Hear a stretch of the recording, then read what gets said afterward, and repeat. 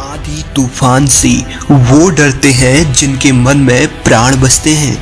वो मौत को भी देखकर हंसते हैं जिनके मन में महाकाल बसते हैं। महादेव शिव बड़े ही दयालु हैं। उनकी भक्ति करने वाला हमेशा सुखी रहता है, क्योंकि महादेव शिव अपने भक्तों के लिए विष तक पीने को तैयार हो जाते हैं, परंतु अपने भक्तों को वे आज तक नहीं आने देते। एक ऐसी ही सच्ची घटना आज हम आपके लिए लेकर आए हैं, जिसे सुनकर ही भक्तों की हर दुख तकलीफ दूर हो जाती है। दोस्तों, यह घटना आरंभ करने से पहले एक बार कमेंट बॉक्स में सच्चे दिल से हर हर महादेव जरूर लिखें। तो दोस्तों, ये घटना है छत्तीसगढ़ के एक छोटे से गांव में रहने वाले अर्जुन सिंह की। वे अपनी पत्नी और एक बच्चे के साथ सुखी जीवन व्यतीत कर रहे थे। अर्जुन सिंह महादेव के भक्त थे और उनके घर के नजदीक ही एक शिव मंदिर भी था।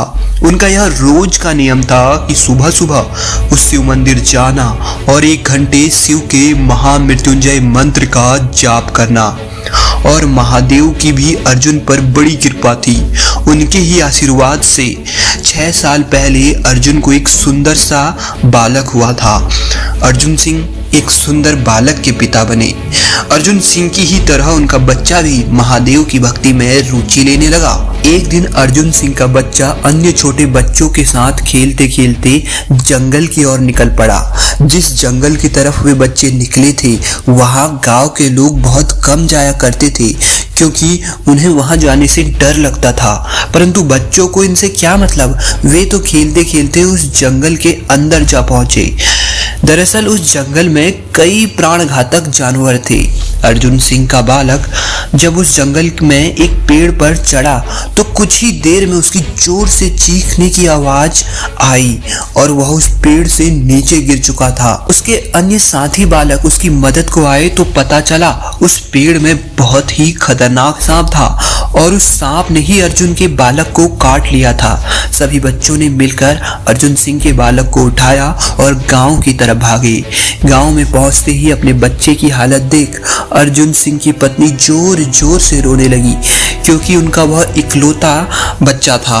बच्चे का पूरा शरीर नीला पड़ चुका था और उसे देख यह साफ लग रहा था कि वह बच नहीं पाएगा। उस समय गांव में 3 ही वैद्य थे। अर्जुन सिंह ने तीनों को ही बुला लिया। एक एक कर तीनों ने अर्जुन सिंह के बच्चे की नाड़ी देखी। उसकी नाड़ी देखते ही वैद्य जी ने कह दिया कि यह तो प्राण छोड़ चुका है, अब हम कुछ भी नहीं कर सकते। अर्जुन सिंह ने जब यह सुना तो उनकी आंखों से आंसू रुकने का नाम नहीं ले रहे थे, परंतु उन्हें अपने भोलेनाथ पर पूरा विश्वास था।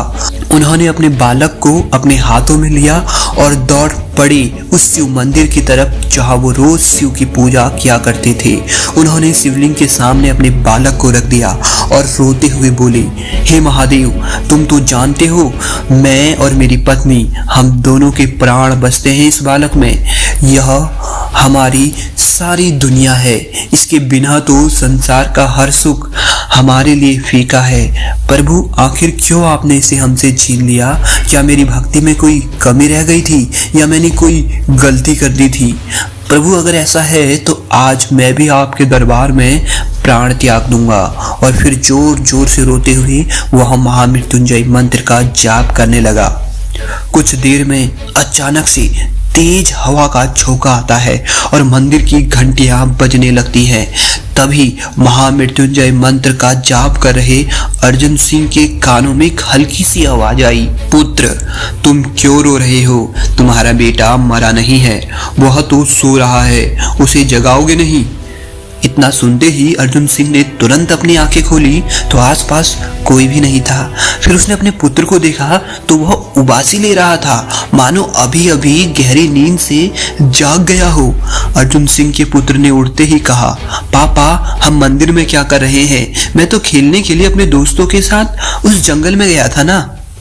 अपने पुत्र को जिंदा देख अर्जुन सिंह की आंखों में खुशी के आंसू बहने लगे और उसने अपने छाती से अपने पुत्र को लगा लिया तथा महादेव को धन्यवाद देते हुए बोला, भोलेनाथ, मैं जानता हूँ ये तेरी ही माया है, तेरा ही चमत्कार है। तूने आज दिखा दिया कि अगर भक्ति सच्ची हो तो तेरे भक्त को खुद मृत्यु भी नहीं छू सकती। और फिर वह शिवलिंग के सामने नतमस्तक हो गया।